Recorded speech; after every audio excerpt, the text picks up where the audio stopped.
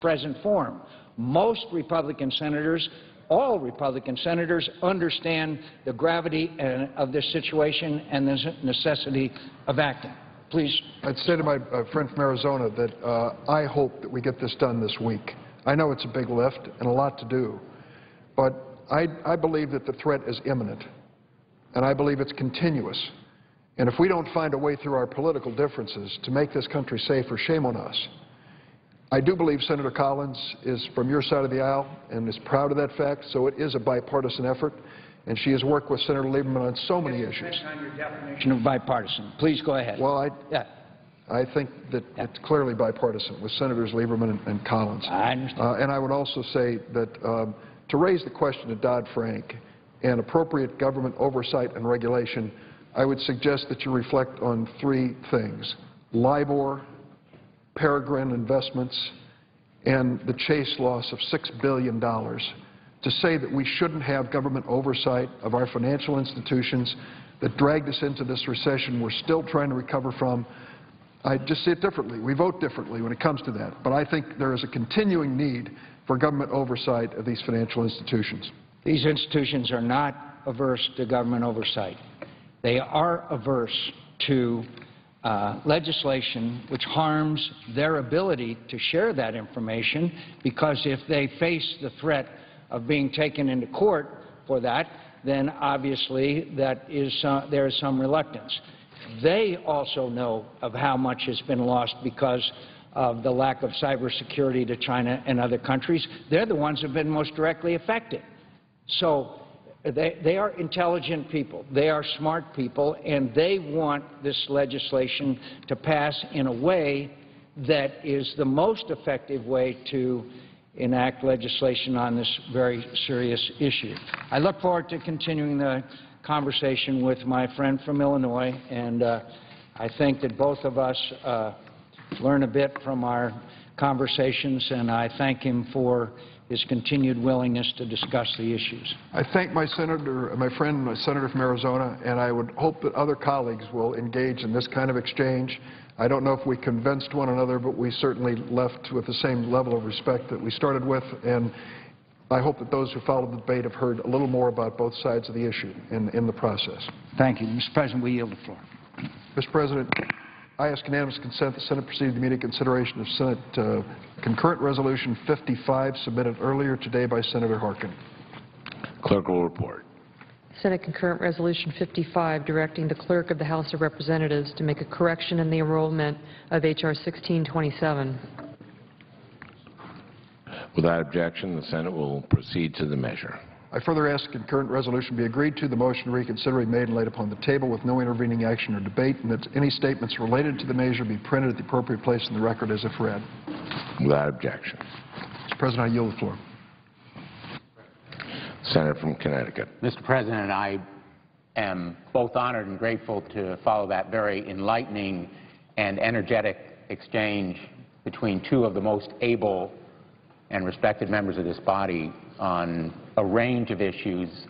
One of them I want to address now, and I want to particularly thank the presiding officer for his contribution, my distinguished friend from Minnesota, who has really addressed so constructively some of the privacy concerns in various proposals and an amendment that I have joined. And his work on that issue, I think, really is reflective of the approach that has been brought to this issue of cybersecurity, an issue that this entire body, in my view, has an opportunity, a historic opportunity, and also a historic obligation to address this week. Deal with it now and authoritatively and effectively in a way that the nation expects us to do. I want to thank not only the presiding officer, but a bipartisan group of colleagues, beginning with Senators Lieberman, Collins, Rockefeller, Feinstein, and Carper, who deserve our appreciation for drafting this bill and bringing it to the floor, and a number of other colleagues, including, along with the presiding officer, Senators Whitehouse, Mikulski, Coons, Coates, Blunt, Akaka, and Kyle. And I mention this number because I think it is an important fact about the process that has brought us to this point. It really reflects the kind of collegial approach that is so important to this legislation. And this legislation has undergone very significant and substantial revisions to reflect suggestions made by myself, our colleagues. This bill will give the government and the private sector an opportunity to collaborate and share information so that they can confront the ongoing, present, urgent cyber threat directly and immediately. This bill is not a top-down approach. It is voluntary in its direction to the private sector. What it says to critical industries, industries that are critical to our infrastructure, is you determine what the best practices are, you tell us what the standards should be, and then those standards will be shared throughout the industry and overseen by a council that the Departments of Commerce and Justice and Defense and Homeland Security will be involved in implementing. And if companies comply with those standards, voluntary standards, they receive benefits that will enlist them in the program, benefits that will form incentives in the form of limited immunity in the event of an attack. And if companies decline to comply, if they are not provided with sufficient incentives in their judgment, there is no compulsion, no legal mandate that they need to do so. To use an often overused imagery, what we're talking about here is a carrot, not a stick, in solving one of the most pressing and threatening challenges our country faces today. It is the challenge of this moment, the challenge of our time. I have been in briefings, as has been the presiding officers and other members of this body, with members of the intelligence community and others who have, in stark and staggering terms, presented to us the potential consequences of failing to act. Just last week, General Keith Alexander, the Chief of the United States Cyber Command and Director of the National Security Agency, said that intrusions on our essential infrastructure have increased 17-fold. Let me repeat that, 17-fold between the years 2009 and 2011, and that it's only a matter of time before physical damage will result. And he has, and I'm going to quote him, said that the loss of industrial information and intellectual property, putting aside the physical threat, taking only the economic damage, is, quote, the greatest transfer of wealth in history. We are permitting, with impunity, the greatest transfer of wealth in history from the United States of America to adversaries abroad, to companies based overseas, at a time when every member of this body says our priority should be jobs and protecting the economy of this country. It is an economic issue, not just a national security issue. In fact, cybersecurity is national security. And the United States is under attack literally every day. General Alexander described 200 attacks on critical infrastructure within the past year, alluded to them without describing them in detail, and on a scale of 1 to 10, he said that our preparedness for large-scale cyber attack, shutting down the stock exchange, a blackout on the scale comparable to the one seen in India just within the past few days, our preparedness is around a 3 on a scale of 1 to 10. That situation is unacceptable. We are, in a certain way, in a period of time now comparable to 1993, after the first World Trade Center bombing. Remember, 1993, World Trade Center, 1,336 pounds of explosive placed in a critical area of the World Trade Center, killing 6 people, injuring 1,000. But fortunately, at that point, failing to bring down the building, which was the objective. That first bombing was a warning as well as a tragedy. America, even more tragically, disregarded that warning in failing to act. And we are in that period now comparable to 1993 to 9/11, when the country could have acted and neglected to do so. We cannot repeat that failure now. We cannot disregard the day-to-day attacks, the serious intrusions that are stealing our wealth and endangering our security, our critical grid, transportation, water treatment, electricity, financial. The scale of damage that could be done is horrific, comparable to what 9/11 did.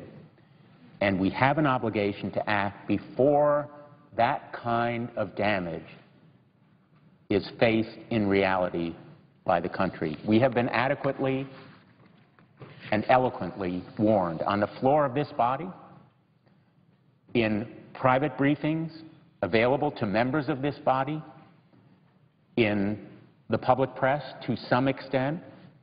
One of the frustrations I think many of us feel is that we cannot share some of the classified briefings that we've received, which would depict in even more graphic and dramatic terms what this nation faces. Some of these attacks are launched by foreign governments who seek to do us harm. Some are launched by domestic criminals who simply want to steal money. Some of them are sophisticated. Some are very crude. Former Deputy Secretary William Lynch has detailed one attack, just one attack, in which a foreign computer hacker, or a group of them, stole 24,000 United States military files in March of 2011. As others have noted on the floor as recently as just a few minutes ago, in late 2011, the computers of the United States Chamber of Commerce were completely compromised for more than a year by hackers. And yet today, the Chamber of Commerce has essentially opposed this voluntary, standards-based plan to help secure our nation against attack.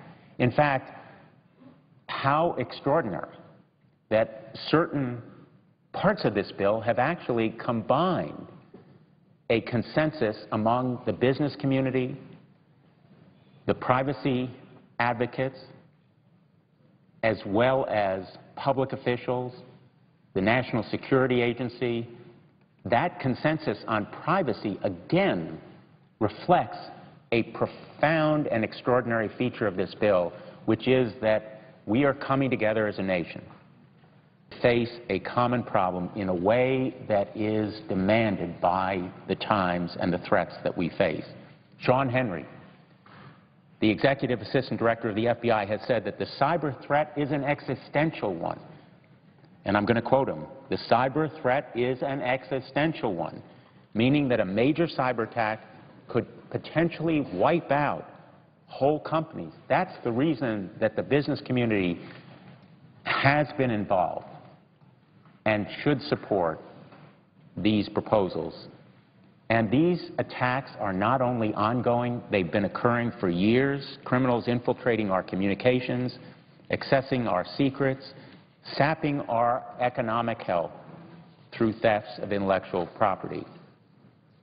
And finally, Secretary of Defense Leon Panetta, as has been frequently quoted, has said, quote, "The next Pearl Harbor we confront could very well be a cyber attack that cripples our power system, our grid, our security systems, our financial systems, our government systems." The panoply of harm is staggering. and we cannot wait for that harm to be a reality to this country. The consequences comparable to 9/11 are tragic to contemplate. FBI Director Mueller has said the cyber threat, which cuts across all programs, will be #1 threat to our country. FBI Director Mueller speaks the truth. We must make sure that our government has the tools and authority as they have asked us. The NSA, the Department of Defense, the Department of Homeland Security, our business community, the privacy advocates, all unite in feeling that this threat must be confronted. We have the opportunity, but we also have a historic obligation to make sure that we move this bill and that it moves forward so that we do not squander this opportunity. I thank the President, and I yield the floor. President. Senator from Maryland. Mr. President, I ask unanimous consent that floor privileges be granted to Catherine Beamer, with Department of State detailee in my office during today's session. Without objection. Mr. President, if I might, let me first thank Catherine Beamer for her service to the Senate and to the American people. She's been an incredibly valuable part of my staff, detailed by the Department of State to my Senate office. She's helped me deal with preparations for my responsibility, as the presiding officer knows, on the Senate Foreign Relations Committee, as we deal with the confirmation of ambassadors so that I can be adequately prepared, and dealing with the many visitors, foreign visitors, who come to our office to deal with foreign policy issues. I particularly want to thank her for her help in the so-called Magnitsky bill, a bill that has been passed out of the Senate Foreign Relations Committee and has been also supported in the Senate Finance Committee, a critical part of our team in developing the necessary support so that bill could move forward. I want to thank her for her help on the card and lucre provisions that provide transparency among mineral companies so that we can trace the resources of developing countries, so the resources can not be a curse but can be a benefit for the strength of a country's economy. And I want to thank her on a lot of human rights issues that Catherine Beamer has been involved with, including the issue of Alan Gross. Senator Durbin has spoken on the floor and has brought to our attention the human rights violations of a Marylander who is today in a prison in Cuba. Alan Gross was providing help to a small Jewish community in Cuba. He wasn't doing it in any secret manner. He was trying to provide them a better opportunity to communicate with the Internet. He was very open about what he was doing in Cuba, and he was doing it in order to advance the ability of a community to keep in touch around the world. As a result of that activity, Alan Gross, a Marylander, was imprisoned, he was arrested, he was tried and convicted and sentenced to 15 years in prison. His appeal to the Cuban Supreme Court was denied in August of 2011. And for the past 2.5 years, since December 3rd, 2009, Alan Gross has been imprisoned in Cuba, over 2.5 years.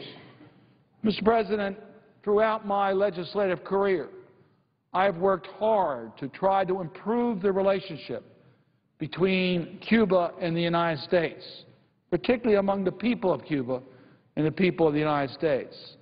I've worked on ways that we can ease up certain restrictions so that we can improve the climate between our two countries.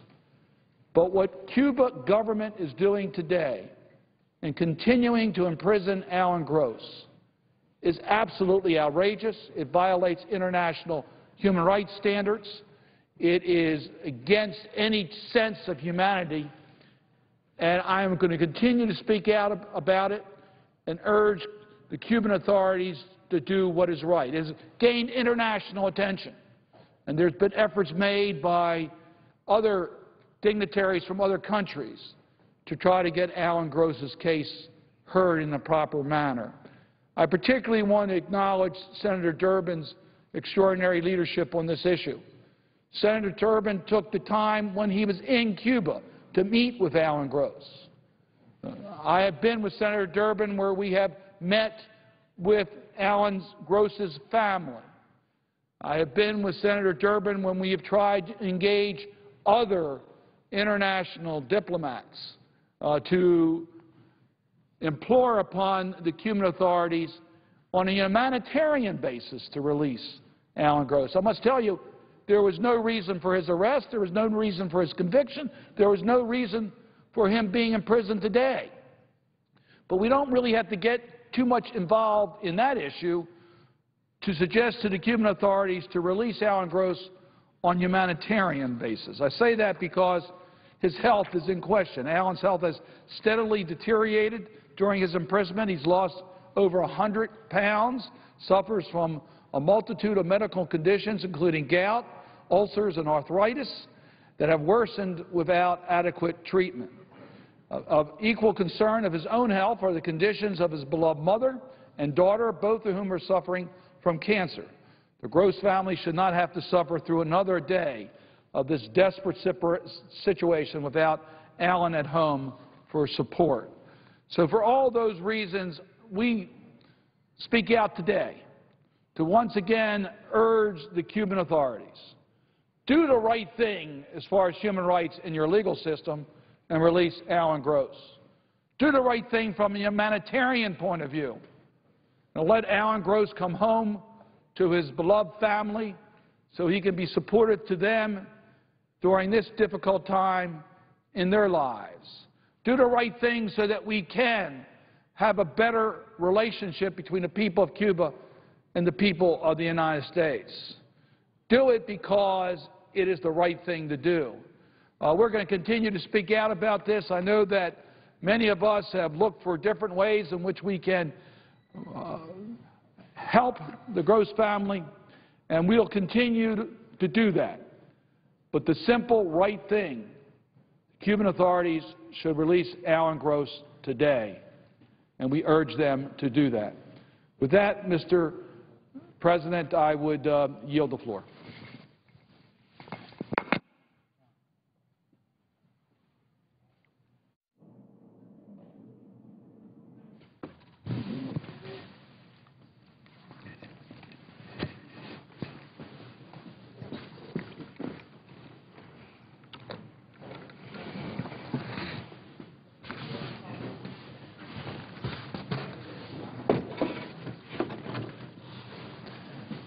Mr. President. Senator from West Virginia is recognized. Are we in morning business, sir? No, you can just speak. Ask him to speak as if morning business. I ask to speak as if in morning business up to 12 minutes. Without objection. Mr. President, I rise today to announce a rare opportunity for the people of my great state of West Virginia who care so much about the future of our country. When I travel all around my beautiful state of West Virginia, one of the biggest concerns I hear from the people is simply that our nation's finances are in such bad shape that we could be the first generation that leaves this country and leaves our next generation in worse shape than we received it. I'm determined to make sure that doesn't happen, and I'm sure you are too, sir. I'm determined to bring people together to fix our finances and put this country back on the right path. I'm also determined that all of our children and grandchildren will be able to live a more fulfilling and prosperous life than we do. But we're running out of easy options to put our country's financial house in order. And every day that we delay a big fix, the price will be higher. The changes will be more painful and the choices will be more stark. With our country's finances so far out of control, all of the priorities that all of us care about, whether it's creating jobs, maintaining the best military in the world, keeping the core of vital programs like Social Security, or educating the next generation, all of those priorities are in jeopardy. If you care about rebuilding America, investing in our highways and our roads, our airports, our water, our sewer systems, you can't do it if you don't pay for it. If you care about creating jobs and giving our business some certainty, You can't do that either if you can't pay for it. And if you care about educating the next generation, preparing this generation with the skill sets that they need for the jobs of today and tomorrow, you can't do it if you can't pay for it. If you care about having an energy policy that uses all of our domestic resources in the cleanest possible manner, if you care about developing technology for clean coal, if you care about finally ending our dependence on foreign oil from hostile countries, you can't do it if you can't pay for it. If you care about having the best military in the world, one that can defend the liberty of this great nation at home and we're needed abroad, you simply can't do it if you can't pay for it. And if you care about helping the vulnerable, the sick, the weak, and keeping our vital core promises like Social Security, Medicare, and Medicaid, and Head Start, you simply can't do it if you can't pay for it. Any nation that wants to be a strong nation, that wants to invest in its priorities, that wants to leave the country in better shape for the next generation, cannot be shackled by crippling debt. And if the federal government can't get its financial house in order, the hard truth is that all of these priorities that I just spoke about will be slashed sooner than any of us would like to admit. Whether you consider yourself a Democrat or Republican or an independent, or you have no affiliation at all, whether you consider yourself a liberal or a conservative or a centrist, wherever you fall on the spectrum, none of the priorities that you care about on all those sides can happen unless we can pay for it. The old saying is as true today as if it ever has been. You can't help others if you're not strong enough to help yourself. And it's time to make America strong again, Mr. President. Let me give you some troubling figures that illustrate how bad it's gotten. The debt hole that we have dug for ourselves now equals the entire amount of goods that this country produces. In other words, our gross domestic product. That hasn't happened since 1947. Think of the next group of lawmakers. Just think of the next group of lawmakers that will be sitting where you and I sit, sir, in 2033, which is just really around the corner. They're going to have to look at Americans in the eye and tell them that the Social Security check they're receiving will only be 75% of what is owed to them. They'll have to say it's because the group that came before me didn't do their job. Think of 10 years from now, just really truly around the corner, when every man, woman, and child in this country would owe more than $79,000 to pay off our national debt. Right now, today, it's about $50,700, which is way too high, but it's only going to get worse if we don't do our job and fix it. There are 3 million jobs today going unfulfilled in this country because they say that the workforce doesn't have the right skills in order to perform those jobs. And our unemployment rate has been the highest for the longest period of time. That's non-acceptable. So just who is exactly supposed to pay for all of this debt? If you do the math, the picture isn't pretty. We're not balancing our budget, we're not training people for the jobs of the future, and we're leaving our children and grandchildren a massive debt that as of today equals the entire economic production of this great nation. To me, however, you do the math, even if you use funny Washington accounting tricks, this situation adds up to a train wreck at best. I'm determined to prevent this oncoming train wreck, and I will do all that I can working with my colleagues on both sides of the aisle. I said people back home didn't send me here to Washington to put the next generation into more debt. They sent me here to hopefully help get them out of debt. Putting this country back on the right path will hurt, but we have to be willing to come together across party lines. We have to determine our highest priorities and make tough choices. That's what people of West Virginia sent me here to do, not cater to any one special interest group. There are plenty of politicians who will talk about fixing the problem, who will pay lip service to coming up with a plan, who will talk a good game, talk what we call talk the talk but can't walk the walk. But in the end, well, let me tell you, the problem will continue to fester if we don't do something. I'm not one of the politicians who can turn a blind eye to our debt and walk away from it. The people of West Virginia expect more. They expect me to make hard choices and work with both Democrats and Republicans to do the right thing for our state, no matter how hard it will be to fix our problems. And it's clear that everyone will need to have a little skin in the game and share these sacrifices. and I am determined to do it. But no senator, no matter how committed they may be, can do it alone. That is why I'm pleased, really so pleased to announce that two of the nation's greatest financial leaders will be coming to West Virginia to hold an open forum with the people of our state about the future of our finances. And we call that Our Finances and Our Future. Former Senator Alan Simpson, a Republican from Wyoming, and Mr. Erskine Bowles, a Democrat, who was a former White House Chief of Staff under President Bill Clinton, are two of the toughest and smartest people in this country when it comes to our finances. Since I've been here, the most bipartisan effort to fix our finances has been led by Erskine Bowles and Alan Simpson. They were asked to help the President's National Commission on Fiscal Responsibility and Reform. It was bipartisan when it began. It stayed bipartisan all of this time, and it has grown with a number of senators from both sides of the aisle who understand that we need a big fix that comes from both sides of the aisle in a bipartisan way. Bowles and Simpson paint a grim picture about the problem we're facing. And in December of 2010, they laid out a serious blueprint for a solution, one that isn't perfect, but that has earned more support from members of both parties than anything else that has been proposed in Washington. Since then, too many of our leaders have put their heads in the sand about this proposal and the choices we face. But West Virginia is different from most states. We welcome the hard truth because we know we have to face the truth. And believe me, we can handle the truth in West Virginia. On September the 10th, West Virginians will have an opportunity to hear some truth-telling. I'm so proud that Alan Simpson and Erskine Bowles will hold a forum, Our Finances and Our Future, a bipartisan conversation about the facts at our magnificent cultural center. They will present the facts, and there's no doubt that the facts are dire, and lay out the magnitude of the problem that we face. And then we'll talk about solutions. And it's a rare opportunity to have a frank, bipartisan conversation about the grave conditions of our nation's finances.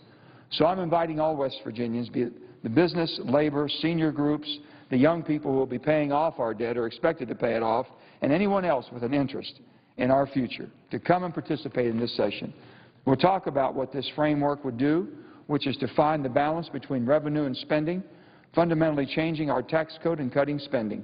In short, it will make our system more fair. Let's look first at the tax code. There are some Americans, because of their connections and ability to hire lobbyists, have manipulated our tax code so they get special tax breaks. That's not right. Too many corporations that depend on the strength of this great nation, as been noted, and it's like GE, are paying nothing or virtually nothing in taxes.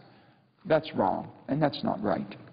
We need to make our tax system more fair and straightforward. The bipartisan Bowles-Simpson plan would end many of those loopholes and lower tax rates for everyone. And when it comes to our spending, right now in this country, we spend so much more than we can afford.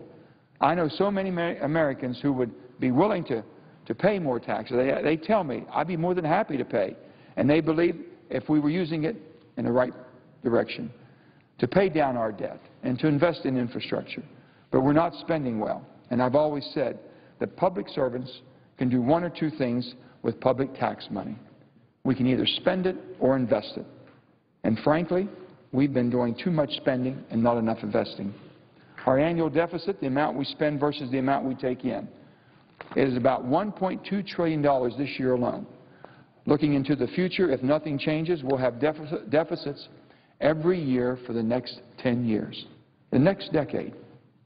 No one can tell me that we can sustain that pace and still afford Social Security, Medicare, Medicaid, defending this nation and educating our children. The math doesn't add up. The bipartisan Bowles-Simpson framework addresses this by cutting more than $2 trillion for our spending over the next decade. And after we address our spending and our tax code, guess what happens? Our interest payments, the amount we're spending every year just for the privilege of borrowing money from countries like China to finance our day-to-day operations, will go down nearly $700 billion over the next 10 years. That's the bipartisan Bowles-Simpson framework, and yes, it will have some painful cuts. And yes, everyone will have to share in the sacrifice. But because the pain is spread out, no one takes too deep a hit. And that is why I believe this proposed blueprint is the only plan that has garnered any real show of bipartisan interest from the beginning of its inception to today. Mr. President, when I became governor of the great state of West Virginia, our state finances were in a tough place. We had to make very hard choices about our priorities, and not everyone was happy with those decisions. 7 or 8 years ago, people believed that West Virginia was hopeless, that we would always be challenged, that our finances would always be on the brink, that we wouldn't be able to invest in our priorities, that our economy would always be stagnant, that our credit ratings would always be miserably low, that we wouldn't be able to turn any of that around. But I tell you what, at the end of my term, we had lowered tax rates, reduced our food tax, ended our fiscal years with a budget surplus each and every year, and increased our credit rating 3 times in 3 years during the greatest recession, because we put our priorities based on our values of what was important to West Virginia. Together we weathered a recession better than 45 states. We're finally getting the last piece of our puzzle in place with a fix to the retirement system. So I can tell you this, I'm not talking about fixing our nation's finances from some ivory tower, from some rigid ideological position. I'm talking about this country's finances, because I know how much it costs all of us to live in debt. I know the burden of high interest payments and the way that it robs the opportunity to pay for more important priorities. I know how much stronger this country will be when we manage our debt. I know because we came together in West Virginia and improved the quality of life in our state. And I know we can do it together in this country. The truth is, Democrats don't have a lock on good ideas, and neither do Republicans. But with less than 100 days to go before the election, you're not going to hear many Democrats giving Republicans any credit, and you won't hear many Republicans acknowledging that Democrats have anything to bring to the table. That's a true shame. We won't fix our problems with a go-it-alone attitude, because the only way America has ever solved our problems is to put partisanship aside and come together for the good of this great nation. Put America first. The West Virginia Fiscal Summit is just one honest way that we can take an important step toward coming together to solve our problems, and one more way for the people of West Virginia to show this great nation that we can and will do the heavy lifting it will take to put this country back on the right track. Thank you, Mr. President, and I yield the floor. Senator from Iowa is recognized.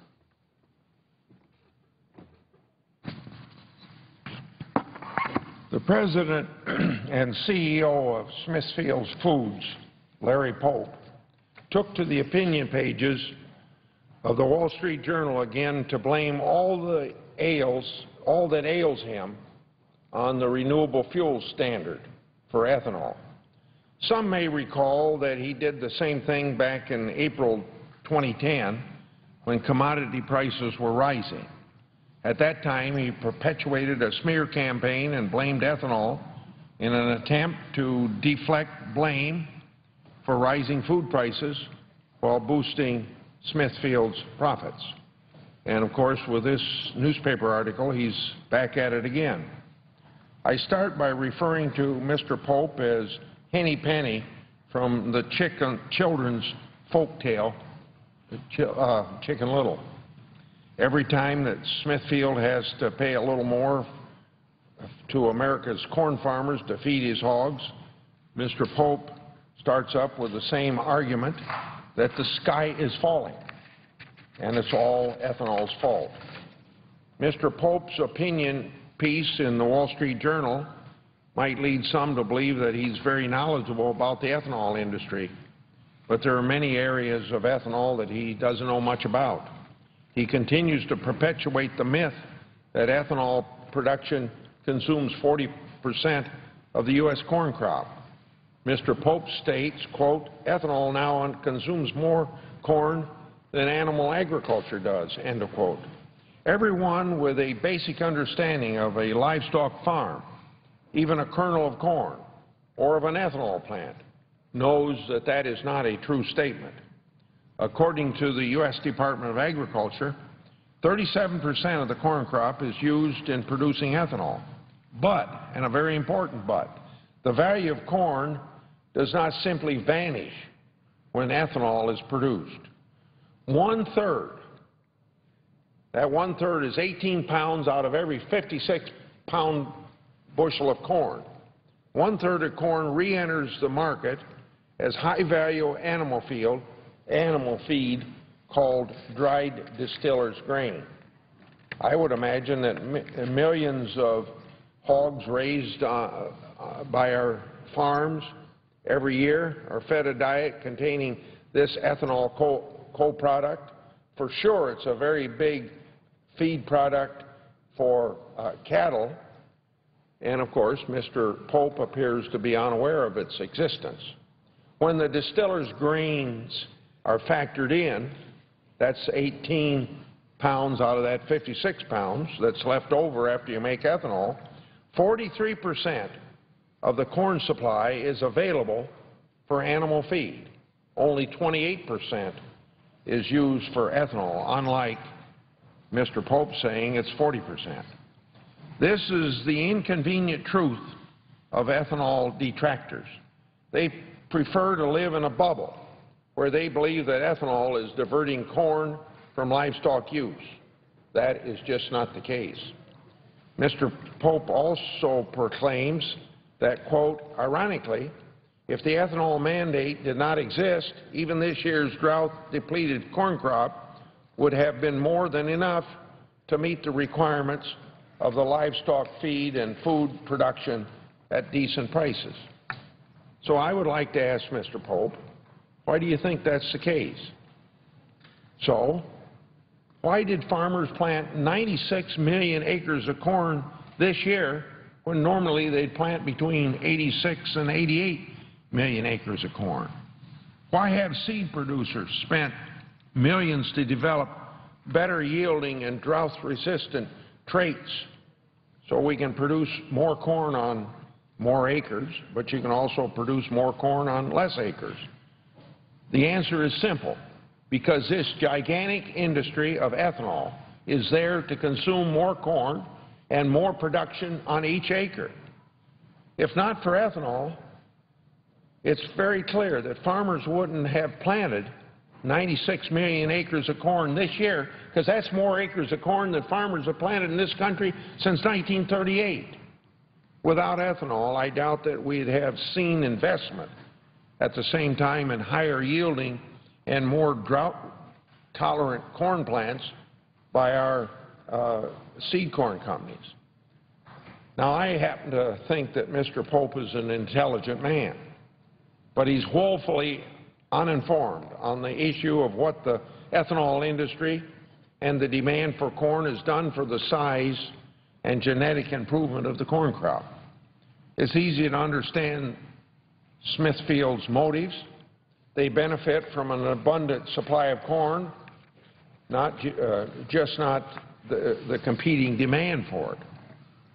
What is Smithfield's primary problem?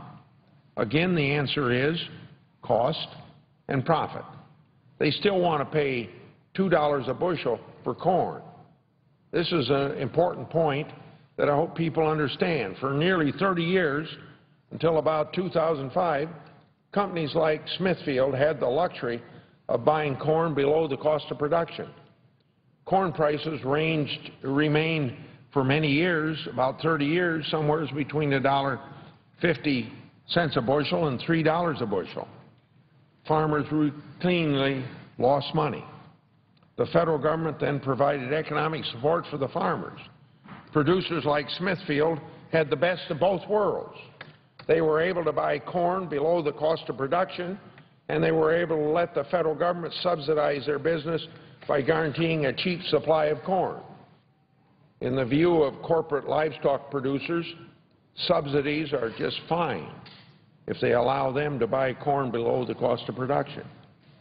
Anybody could look like a genius with that sort of a business model. Mr. Pope also continues to overstate the impact of corn prices on the consumer. Agriculture Secretary Vilsack recently stated that farmers receive about 14 cents of every dollar spent on food at the grocery store. So farmers get 14% and everybody else gets 86%, and yet the farmers of America are the problem. And it happens that that 14 cents works out to be about 3 cents of that 14 cents is because of corn.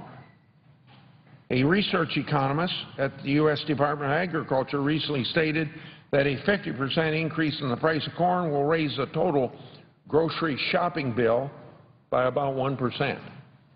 To put it in perspective, the value of corn in a $4 box of cornflakes is about 10 cents. Mr. Pope also exaggerates the impact of ethanol on food prices in 2010, and he's doing it again. He's using the devastating drought that we now have over 62% of the country, and worse in the Midwest of Iowa, where I live, to once again undermine our nation's food, feed, and fuel producers, and he's doing it why? To make more money. Repealing the renewable fuel standard won't bolster Smithfield's profits because of the flexibility built into the renewable fuels mandate. A waiver won't significantly reduce corn prices. A recent study by Professor Bruce Babcock, Iowa State University, found that a complete waiver of the renewable fuel standard, that's what the mandate is called, might reduce the corn prices by only 4.6%. That report goes on to state, quote, the desire by livestock groups to see the additional flexibility in ethanol mandates may not result in as large a drop in feed costs as hoped. And they went on to continue to quote, the flexibility built into the renewable fuel standard, allowing obligated parties to carry over blending credits from previous years, significantly lowers the economic impact of a short crop because it introduces flexibility into that mandate, end of quote. The drought is enormous in both scale and severity, but we won't know the true impact until September, when harvest begins. The latest estimates from the U.S. Department of Agriculture indicate an average yield of 146 bushels per acre. That would result in a harvest of 13 billion bushels. This would still be one of the largest corn harvests. I would suggest that those claiming the sky is falling without their call for waiving, I would suggest that those claiming that the sky is falling withhold their call for waiving or repealing the renewable fuel standard. It's a premature action that will not produce desired results, and it would increase our dependence upon foreign oil, and it would drive up prices at the pump for our consumers. On another point, in regard to taxes and the proposals around the Hill to increase taxes, I want to say that over the past few years, my colleagues on the other side have come to the floor repeatedly to present a revisionist story regarding the fiscal history of the last 2 decades. On several occasions, I've come to the floor to refute this history, so yet again and again, the other side continues to present the same distorted facts, including lots of speeches just last week. The general misguided argument is that all of the economic and fiscal success of the 1990s is thanks to big tax increases by the Clinton administration, and the 2001 and 2003 bipartisan tax relief is responsible for all of our economic ills and fiscal problems. Now, neither of these claims is supported by facts or a basic understanding of economics. I'll begin with the Clinton tax increase that people are giving so much credit to. Many on the other side of the aisle argue that the Clinton tax increases are proof that tax increases will not harm our economy today, when even they've heard their own president say otherwise several times until recently, that you shouldn't increase taxes when you have a depression. These people frequently ask, quote, if our economy grew in the 1990s with higher marginal tax rates, how can it be bad to raise marginal taxes to these former levels? Ingrained in this argument is the assertion that tax hikes can actually be good for our economy. This assertion fails to take into account numerous economic factors that occurred all alongside the Clinton tax increases. The fact is that the economy grew, not because of the 1993 tax increases, but despite it. The economy of the mid-1990s is a result of economic conditions that we may never see again. It was a time of great economic expansion due in large part to the advent of the Internet economy. The Internet spawned new technologies and created efficiencies in our economy that have never been matched. In turn, these new technologies and efficiencies spurred startup businesses and new industries. And many seem to forget that the huge Y2K fear that gripped the nation, causing billions and billions in government spending, that helped prop up what became the infamous Internet bubble that blew up on all of us. Nevertheless, before the bubble burst, these factors led to historically low unemployment and high workforce participation. Claiming that this was due to Clinton tax increase is equal to Vice President Gore exclaiming that he invented the Internet. My colleagues on the other side of the aisle would be hard-pressed to find many economic studies indicating tax increases are stimulative. The focus of economic research in this area is not about whether tax increases are harmful or beneficial to the economy. Rather, the focus seems to be on the degree to which tax increases are very harmful to the economy. Admittedly, there are wide variations in views of economists on the responsiveness of individual and businesses to taxes. However, even studies by economists who can hardly be labeled as conservative have concluded that tax increases have a significant negative effect on the economy. For instance, a 2007 study by Christina Romer, President Obama's former chief economist, found that, quote, tax increases are highly contractionary and have very large effect on output, end of quote. In fact, this study found that a tax increase of 1% of gross domestic product could lower real GDP by at least 3%. Another likely contributor to the growth of the 1990s was a peace dividend that we reaped from the end of the Cold War. And we have Ronald Reagan's stare down of the Soviet Union to thank for that phenomenon.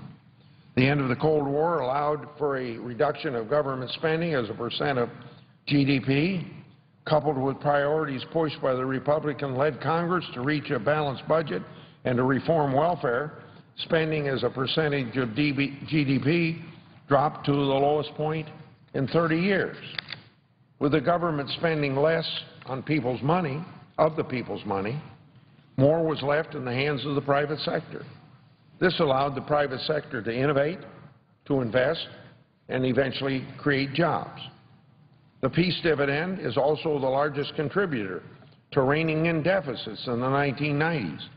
The biggest source of deficit reduction, 35%, came from the reduction of defense spending. The next biggest source of deficit reduction, 32%, came from other revenue because of a growing economy. Another 15% came from interest savings. Now, let's get to the Clinton tax increase and reducing deficits. The Clinton tax increase, on the other hand, only accounted for 13% of the deficit reduction, only 13%. There are further factors that contributed to the economic growth of the 1990s, including expansion of free trade and the 1997 reduction in the capital gains tax rate. However, in the interest of time, I'm going to go on to other issues. One thing is clear, though, from this period of the 1990s. The economic growth of that time was not thanks to the Clinton tax increase, nor was it a major player in bringing our deficit into balance. Today, we cannot rely on the unique economic conditions that we experienced during that decade of the 1990s. Some of which are artificial, to buttress the negative effects of the tax increase. In fact, we're in the middle of one of the worst economic eras since the Great Depression. Unemployment has remained above 8% now for over 41 straight months, almost 3.5 years, in other words. Economic growth has been anemic. Each passing day, economic indicators are pointing more and more to the chance of a double-dip worldwide recession. Last Wednesday, it was reported that Great Britain's economy contracted at the rate of 0.7%. Then on Friday, it was reported that our own economy is stalling. Real GDP grew at an annual rate of just 1.5%, continuing its downward trend of 3 straight quarters. In a recent blog post, Nobel laureate economist Gary Becker addressed the question of whether raising taxes on high-income earners is a very good idea. In his post, Professor Becker entertained arguments. These were arguments by the supporters of the tax increases by hypothesizing that there is a 50-50 chance that higher taxes on the so-called rich would damage the economy. Of course, I believe, as does Professor Becker, that in reality this chance is much higher than 50-50. However, even granting the other side this generous assumption, he concluded the benefit of raising taxes was outweighed by the potential damage that they would cause. According to Professor Becker, even if richer individuals only slightly reduce their work hours and reduce their effort at work, the gain in tax revenue from these individuals would not be great. In contrast, quote, the cost to the economy in the chance that higher taxes greatly discourage their efforts is likely to be substantial in terms of fewer hours worked and less work effort by high-income individuals, reduced incentives to start businesses, less investment in their human capital, investing abroad rather than in this country, and even migration abroad, end of quote. Yet, my colleagues on the other side of the aisle are pushing billions of dollars of tax increases. Just last week, they voted to increase taxes on nearly 1 million flow-through businesses. Their vote to increase taxes on job creators came on the heel of an Ernst & Young study detailing its ramifications. This study concluded that these proposed tax hikes, on top of the 3 8/10% tax increase on dividends, interest, and capital gains that was added to pay for the health care reform bill, would reduce our economic output by 1 3/10%.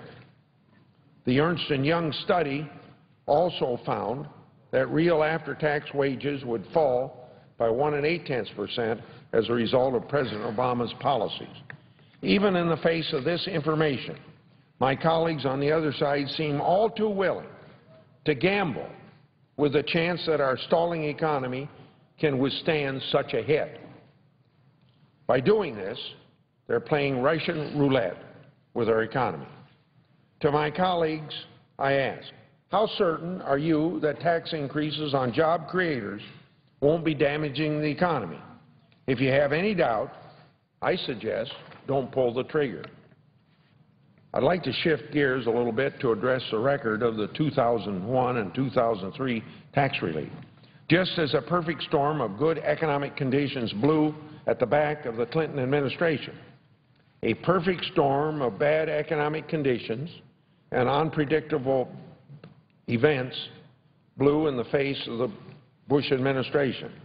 It is undisputed that at the end of the Clinton administration, the Congressional Budget Office was projecting a 10-year budget surplus of $5 6/10 billion.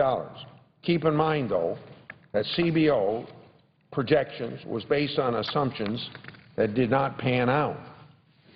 The CBO failed to predict the bursting of the tech bubble that was so beneficial in the previous years. CBO also did not predict the September 11, 2001 tragedy that wreaked havoc on our economy.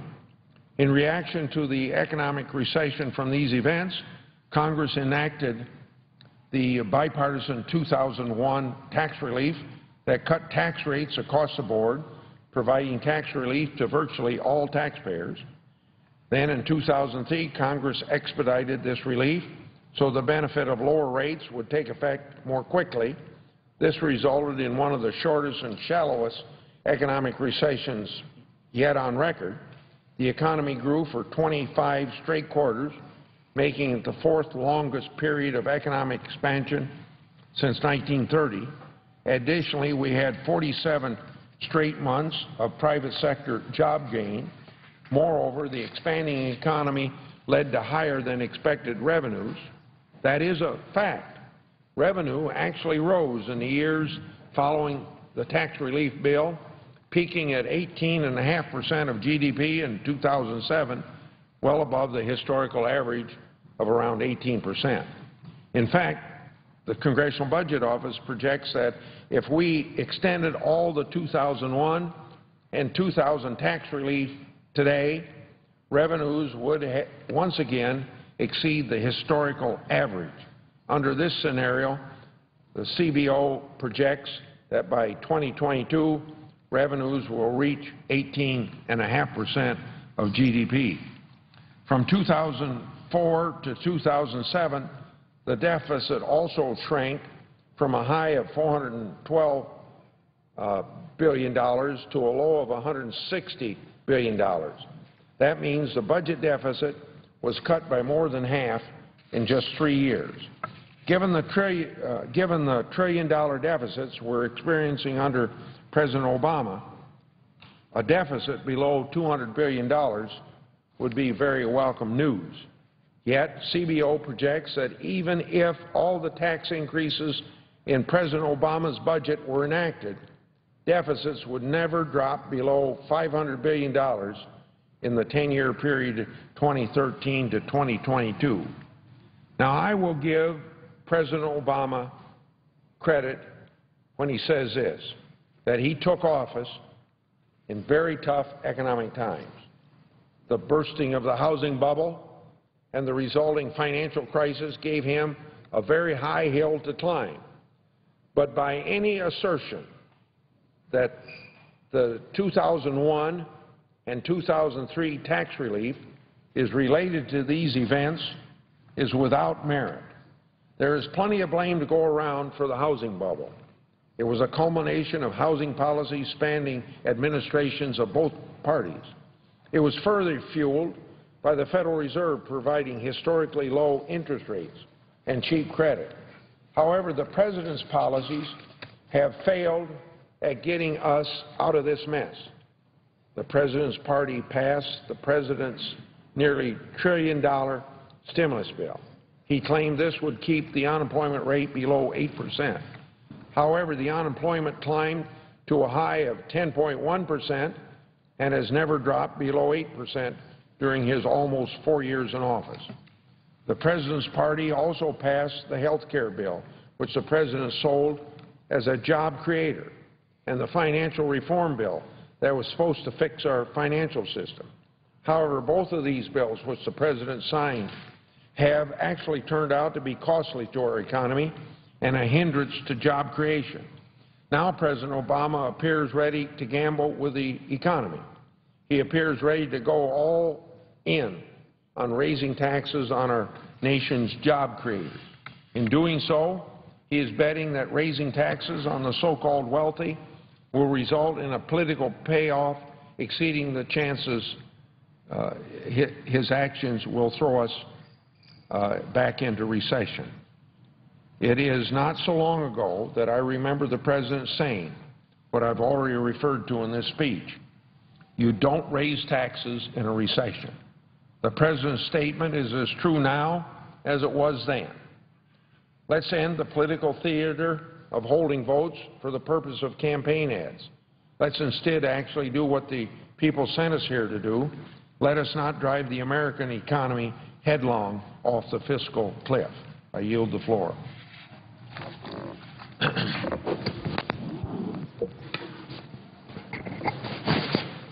Mr. President. Senator from Virginia is recognized.